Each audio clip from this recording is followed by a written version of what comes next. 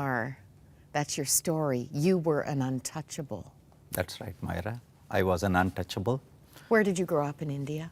I grew up in a small little village in a state called Tamil Nadu. Yes. You were constantly reminded of your place. You can't even say in society, can you? No. Your place in society, it's no place. That's right. Yeah, that's what Dalits are going through these days.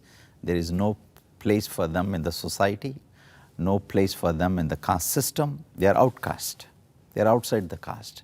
That's why they are untouchable, underprivileged, the unfortunate ones. I'm sure your mother loved you, but I've read that she would be constantly keeping this in view for you. Mm-hmm. What would the purpose of that be?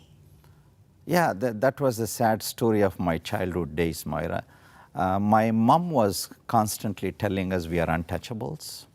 Oftentimes she would use the word we are subhumans, not really human beings. You can imagine how I would feel as a child constantly hearing it from my own parents, my mom telling that we are not real human beings. Because that's what she was told. And it goes generations like that.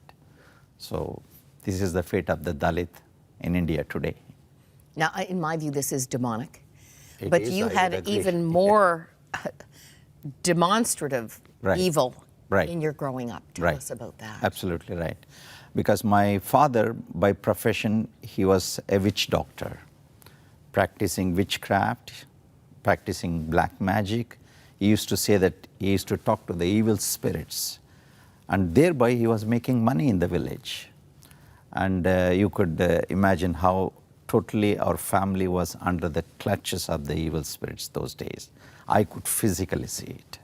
Must have been an oppressive Absolutely. gridlock. Yes, it was an oppressive, grim, gloomy reality of my childhood. You had an unfortunate incident that would add fuel to the fire, literally. An encounter with a boy of an upper caste. What Right. happened? Right.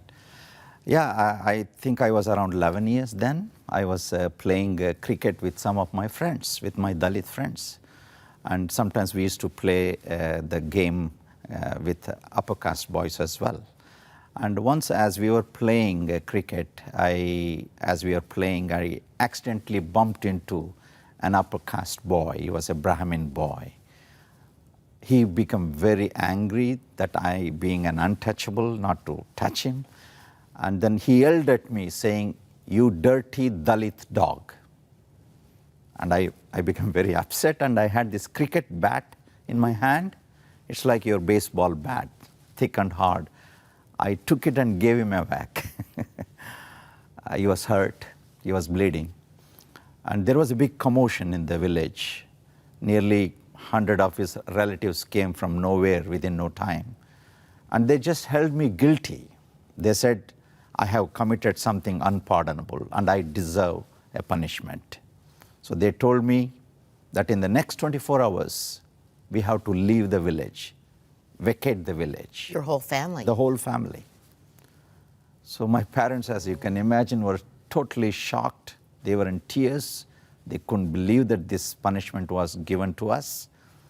But we had to do what we were told. In the next 24 hours, we packed our little stuff, just left the village to another village where the Dalits were predominantly gathering. So that left a very deep hurt and wound in my heart. I'm sure it put you in a bad place with the family members. You're as right, well. absolutely right. I mean, your dad's livelihood was in this village. You're as a right. witch doctor. So he almost lost his job and we went to another village. And that was the time I started asking this big question in my life as young as I was 11. Why did God create me as a Dalit, as an untouchable, as a subhuman? As you know, we were praying to all these millions of Hindu gods and no answer. So as you can imagine, I was left a very depressed, disillusioned young man, seeking for hope in my life, seeking for reality of my life. I had no clue. So that was me in my childhood. And this is it's not unusual, I'm sure, for young people oppressed and reminded that they have no hope. That's correct. constantly reminded you have no hope, Absolutely. to sink into depression Yes. and even suicide. Yes. That was the time, as young as 11, I actually thought I should not live anymore. I should take my life away.